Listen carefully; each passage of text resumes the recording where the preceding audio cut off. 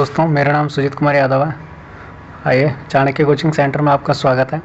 मैं आज class 10th के चैप्टर नंबर फर्स्ट आपको पढ़ाऊंगा। ठीक है, चैप्टर आपको फर्स्ट पढ़ाऊंगा जिसका नाम क्या है, the rise of nationalism in Europe. ठीक है, चैप्टर फर्स्ट है, याद रखिएगा। क्लियर। तो इस चैप्टर में हम पढ़ेंगे कि जो यूरोप में वो नेशनलिज्म कैसे फैला था, कैसे यूरोप के लोगों ने नेशनलिज्म को बढ़ावा देना शुरू किया था। ठीक है, तो आइए शुरू करते हैं। शुरू करने से पहले अगर मैं आपको बता दूं, आप मेरे चैनल में नए हैं तो प्लीज़ चैनल को सब्सक्राइब कीजिए और दोस्तों को शेयर कीजिए ताकि ये वीडियो औरों के पास पहुंचे। ठीक है, एक वीडियो में आपको मैं क्लियर सारा कुछ आपको समझा दूंगा कि इस चैप्टर से रिलेटेड क्या क्या चीज़ें आपको पेपर में पूछेगा। ठीक है, कौन कौन से इंपॉर्टेंट है, कौन सा इंपॉर्टेंट नहीं है। ठीक है, चलिए शुरू करते हैं। चैप्टर का नाम फ्रेंच रेवोल्यूशन।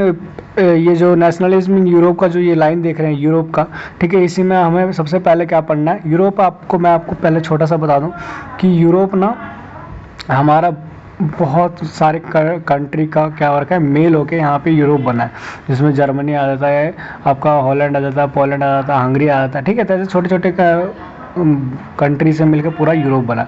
तो पूरा यूरोप जो है आपका कैसे नेशनलिज्म की ओर फैला था, कैसे नेशनलिज्म की ओर बढ़ा था, उसके बारे में हम जानेंगे। ठीक है, चलिए। तो चैप्टर शुरू करने से पहले मैं आपको बता दूं कि जो भी नेशनलिज्म का यूरोप में जो भी फैला हुआ था, वो उसका स्टार्टिंग जो होता था वो हमेशा कहाँ होता था, फ्रांस से होता था। कहते थे कि फ्रांस में अगर किसी ने छींक भी मारा है, ठीक है, क्या बोलते थे कि फ्रांस में अगर किसी ने छींक भी मारा है तो पूरे यूरोप को क्या हो जाता था, खबर हो जाता था। इसका मतलब ये कि कोई भी दिक्कत अगर फ्रांस में होती थी, कोई भी रिवॉल्यूशन फ्रांस में शुरू होता था फ्रेंच में, तो पूरे कंट्री में फैल जाता था कि हाँ भैया फ्रांस में ये चीज़ें हो रही है। तो सबसे पहले जो आपका आइडिया था, नेशन का आइडिया था, वो फ्रांस से ही फैलना शुरू हुआ था। ठीक है, कहाँ से शुरू हुआ था, फ्रेंच। चलिए, मैं आपको बता दूं कि जो आइडिया ऑफ नेशन का जो क्या क्या आइडिया था उसके बारे में देख लीजिए।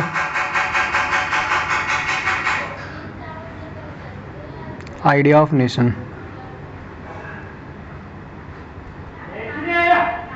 ठीक है।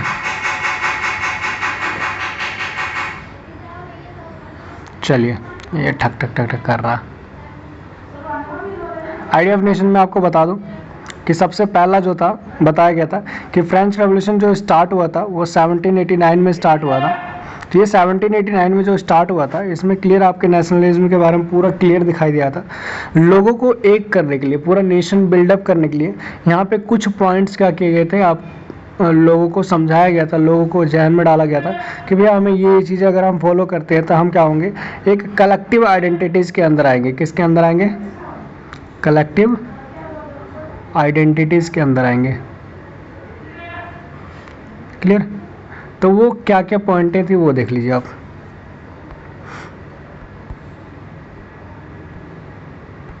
चलिए, पहला क्या बोलता है कि हमें क्या करना चाहिए, पहला आइडिया जो फॉलो करना चाहिए वो लॉ पैट्री।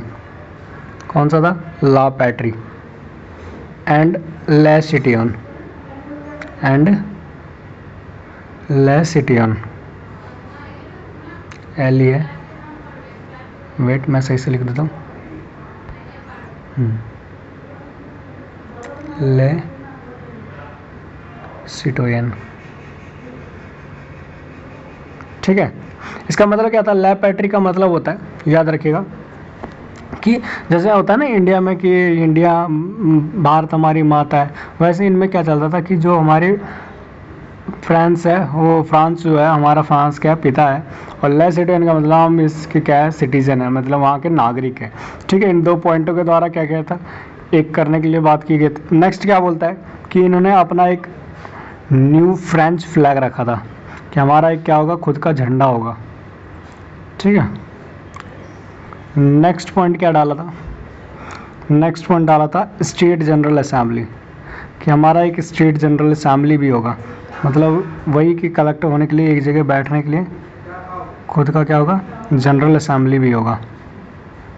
ठीक है, और इलेक्ट होगा, और इसमें जो मेंबर होंगे वो इलेक्टेड होंगे। कैसे मेंबर होंगे, इलेक्टेड मेंबर होंगे। क्लियर।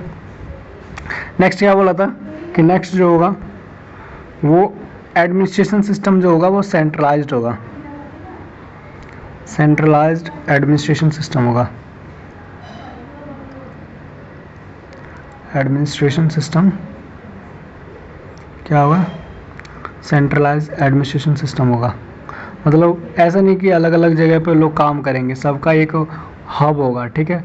वो सेंट्रलाइज्ड एडमिनिस्ट्रेशन मतलब वहीं से प्रशासनिक व्यवस्था चलाई जाएगी। जैसे अपना सेंटर दिल्ली है ना, दिल्ली से सारी चीज़ें कवर की जाती है, वैसे ही वहाँ का सेम सिस्टम था। चलिए समझ गए। आइए नेक्स्ट आपको बताता हूँ। नेक्स्ट क्या था, इसी में एक और पॉइंट डाला गया था, इंटरनल कस्टम ड्यूटी। क्या डाला गया था? इंटरनल कस्टम ड्यूटी, ठीक है। तो राइटिंग खराब हो रही है। इंटरनल कस्टम ड्यूटी,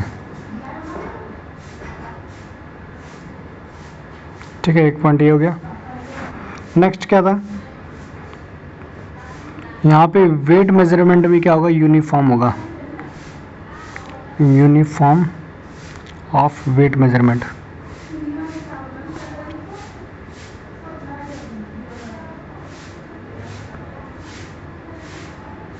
मतलब जो वेट मेजरमेंट का ऐसा था ना, जैसे मान लो आप 1 kg के बराबर कितना होता है? 1000 ग्राम।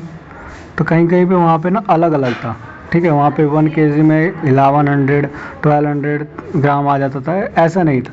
कहा था पूरा सबका जो सिस्टम होगा वो सेम होगा। 1 kg में 1000 होता तो 1000 ही होगा, नहीं होगा कि ऊपर नीचे होगा। इससे क्या होता है, आपका मेजरमेंट में बहुत ज़्यादा दिक्कत आती थी। तो इन सब चीज़ों से वो दिखा रहा था कि हम क्या करेंगे, अपने आप को सेंट्रलाइज्ड करने का काम करेंगे, तभी हम क्या हो सकते हैं, हमारे अंदर नेशनलिज्म की भावना जागेगी, ठीक है। इसमें से आपको मैंने पहला पॉइंट कौन सा बताया? पहला पॉइंट मैंने आपको बताया लेपैट्री। लेपैट्री का मतलब बताता क्या कि फ्रांस जो हमारे पिता है, ले सिटिजन, हम उसके क्या नागरिक हैं। इनके अपने खुद के नेशनल फ्लैग बिल्ड किए। इन्होंने बोला हमारा स्टेट जनरल असेंबली होगा, ठीक है। उसके साथ साथ सेंट्रलाइज्ड किया एडमिनिस्ट्रेशन सिस्टम को, इंटरनल कस्टम ड्यूटीज़ लगाया, यूनिफॉर्म किया वेट मेजरमेंट को। इन सब चीज़ों को दर्शाते हुए उन्होंने क्या किया था कि एक आइडिया किया था कि लोगों के अंदर क्या हो, नेशन की जो भावना है वो क्या करे, जागृत हो।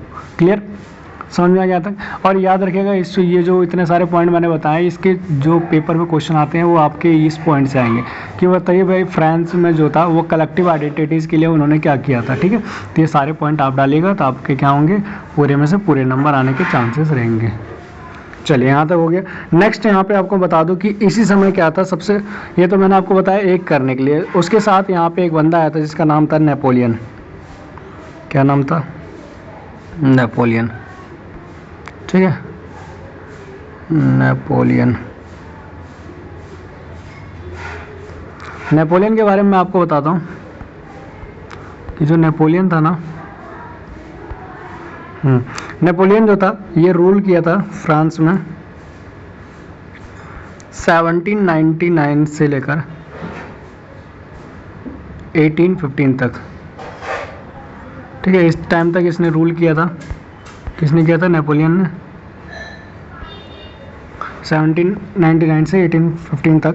कहता है इन्होंने क्या किया था, पहले लोगों के पावर्स को क्या किया, इन्होंने गेन करने का काम किया। मतलब पहले लोगों को समझने की कोशिश की कि लोग चाहते क्या है, ठीक है। कि लोगों के पे ट्रस्ट, अपना ट्रस्ट जमाना शुरू किया। उसके बाद इन्होंने क्या किया, लोगों के दिल जीतने के बाद इन्होंने अपना दिमाग लगाना शुरू किया। क्या दिमाग लगाना शुरू किया वो आपको आगे बताता हूँ। इन्होंने पहले इस्टेब्लिश किया सिविल कोड। क्या इस्टेब्लिश किया? Civil code. Civil code of 1804 बोलते हैं इसको। पेंसिल स्किल खराब हो रही है इसकी। सिविल कोड 1804, ठीक है। क्या था सिविल कोड, उसके बारे में देख लीजिए।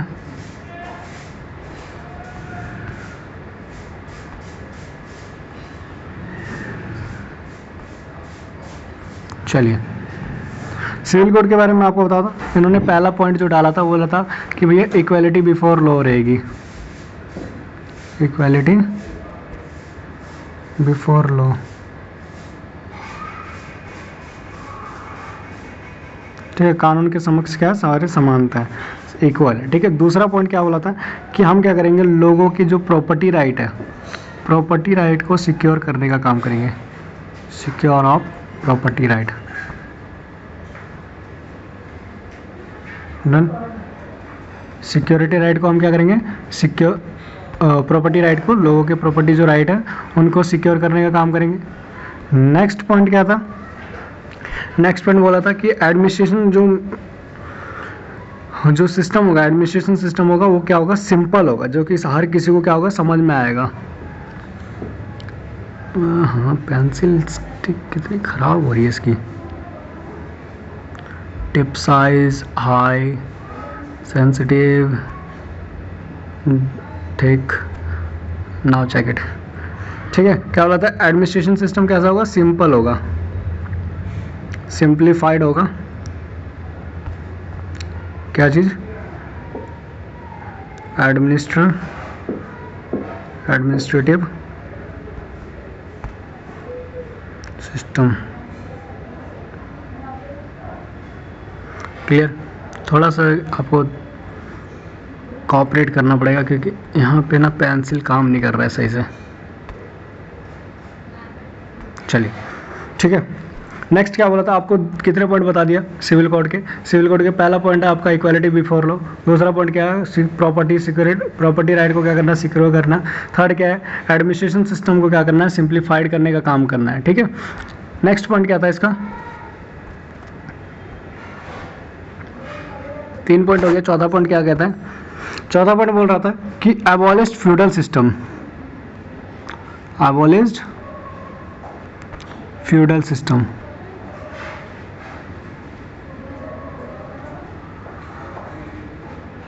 क्या है ये फ्यूडल सिस्टम, तो फ्यूडल सिस्टम के बारे में आपको समझा दूं कि जो बड़े बड़े लोग होते हैं ना, जिनके पास अच्छी खासी लैंड होती है, ठीक है, तो जो लैंड सिस्टम जो अपने आप को मालिक समझते हैं, किंग समझते हैं लैंड का, ठीक है, तो इन पूरे सिस्टम को क्या करना था, ख़त्म करना था। और यहाँ पे क्या लाना था आपके, बताइए, हर किसी को मतलब कॉमन प्रॉपर्टी का हक देना था, ना कि किसी एक, जैसे कि 90% लोगों के पास, याद रखिएगा, 10% ज़मीन है, लैंड है, और वही क्या है, 10% लोगों के पास ही 90%, 10% लैंड ही क्या है, 90% लोगों के पास है। तो इसी चीज़ को ख़त्म करके सबको इक्वल पार्ट में बांटने का काम करने वाले थे कौन, आपके नेपोलियन। ठीक है, नेक्स्ट आइए, नेक्स्ट मैं आपको बता देता हूँ कि उन्होंने क्या किया था। नेक्स्ट पॉइंट इन्होंने बोला था कि freed peasants from the serfdom and manorial dues. यहाँ पे क्या बोला था कि हम जो सर्वडॉम सिस्टम है, सर्वडॉम सिस्टम जो है, सर्वडॉम जो सिस्टम है, ठीक है, हम इन सब को क्या करेंगे, बताइए, किसानों के प्रति ये सर्वडॉम को हम क्या करेंगे, किसानों के नाम पे देंगे। ठीक है, नेक्स्ट क्या था आपका, गिल्ड रिस्ट्रिक्शन वर रिमूव्ड। ठीक है, गिल्ड रिस्ट्रिक्शन जो था ना, बैरियर का काम करता है, उन सबको क्या करेंगे, हम रिमूव करेंगे। किस पे, गिल्ड रिस्ट्रिक्शन किस पे लगा होता है, ट्रेड पे। गिल्ड रिस्ट्रिक्शन लगा होता है किस पे, ट्रेड पे। तो ट्रेड के जो रोक होते हैं, जो भी उन पे ट्रेड रोक होता है, उन सब पे हम क्या करेंगे, फ्री करेंगे, उन पे कोई भी रिस्ट्रिक्शन लगाना नहीं देंगे, समझे। तो ये सारी चीज़ें किसने शुरू किया था, नेपोलियन ने शुरू किया था। नेक्स्ट, और साथ ही बोला था कि transportation system, transportation and communication skill को हम क्या करेंगे, बढ़िया करेंगे, इम्प्रूव करेंगे। ठीक है, तो इन सारे सिस्टम को सही करने के लिए अब नेपोलियन ने दूसरा दिमाग क्या लगाया, नेपोलियन ने दूसरा दिमाग लगाया कि भैया देखो, इन सब को हम अगर इम्प्रूव करना चाहते हैं तो हमको क्या चाहिए, अच्छा खासा पैसा चाहिए। तो पैसा चाहिए, तो इनको ये पैसा पाने के लिए कि भैया हमको पैसा चाहिए इन सब कामों को करने के लिए, तो इसलिए इन्होंने क्या कर दिया, टैक्स को इंक्रीज कर दिया। क्या कर दिया, टैक्स को इंक्रीज कर दिया। इम्पोज कर दिया सेंसरशिप कि भैया देखो, मैं जो काम करूंगा, मेरे काम में कोई भी दखलंदाजी नहीं करना। ठीक है, मेरे को काम करने देना, मैं आपके लिए ही काम कर रहा हूँ। ठीक है, तो इन्होंने क्या किया, सेंसरशिप को भी इम्पोज कर दिया। सेंसरशिप का मतलब क्या है वो भी मैं आपको बताता हूँ। सेंसरशिप क्या कर दिया, इम्पोज कर दिया।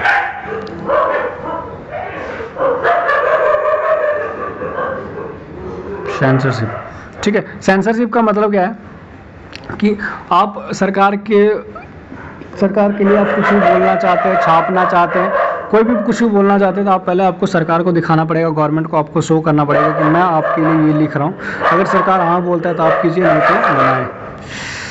कैसे यार दिन में वीडियो बनाने में बहुत दिक्कत करते हैं लोग। ठीक है, नेक्स्ट देखिए यहाँ पे क्या किया गया, पीपल और यहाँ पे लोगों को ज़बरदस्ती आर्मी में ज्वाइन करना शुरू कर दिया, force to join in army. लोगों को क्या करने लगे, फोर्स करने लगे कि भैया आप आर्मी ज्वाइन कीजिए। ठीक है, क्यों आर्मी ज्वाइन कीजिए, क्योंकि हमें आर्मी की कमांडर की ज़रूरत है। ठीक है, तो ये 2 टॉपिक मैंने आपको बताया। पहला टॉपिक क्या था, देखिए पहला टॉपिक मैंने आपको बताया कि आइडिया ऑफ नेशनलिज्म, उसमें क्या था, जो भी एक होने के लिए क्या क्या पॉइंट्स लाए गए। सेकंड टॉपिक मैंने आपको बताया था नेपोलियन ने कैसे दिमाग लगा के और 5-6 पॉइंट में उन्होंने बताया कि भैया ये चीज़ें मैं करूँगा, उसके लिए उन्होंने क्या कर दिया, टैक्स वैक्स इंक्रीज कर दिया, सेंसरशिप लगा दिया। ठीक है, फोर्सली आर्मी में ज्वाइन करना लोगों को शुरू कर दिया। ठीक है, तो आज की वीडियो हम यहीं तक बनाते हैं, पहले पार्ट में इतना ही रखते हैं। नेक्स्ट पार्ट में मैं आपको इसके आगे की चीज़ें समझाऊंगा। एक बार में आप इतना ही देखिए, नहीं तो आपका दिमाग ख़राब हो जाएगा। चलिए ठीक है, जो भी मेरे चैनल में नए हैं प्लीज़ सब्सक्राइब कर लीजिए, मेरे चैनल को शेयर कर दीजिए। अभी वीडियो बनाने में दिक्कत हो रही है, देखिए कितनी सारी चीज़ें दिक्कतें कर रही है, कोई नहीं, धीरे धीरे ये मैं सुधार कर दूंगा। इसमें आपको प्रॉपर समझ में आएगा कि क्लियर राइटिंग भी होगी। यहाँ पे क्या हो रहा है कि इसमें पेन टैब, ये जो पेन टैब है ये सही से काम नहीं कर रहा है। ठीक है, तो मैं इसको सही करके आपको एकदम क्लियर विजुअल जो दिखे बढ़िया से उसमें आपकी वीडियो बना के डालूंगा। ठीक है, तो आप मेरे चैनल को सब्सक्राइब कर लीजिए। अभी थोड़ी सी दिक्कतें आएंगी। चलिए बाय, जय हिंद।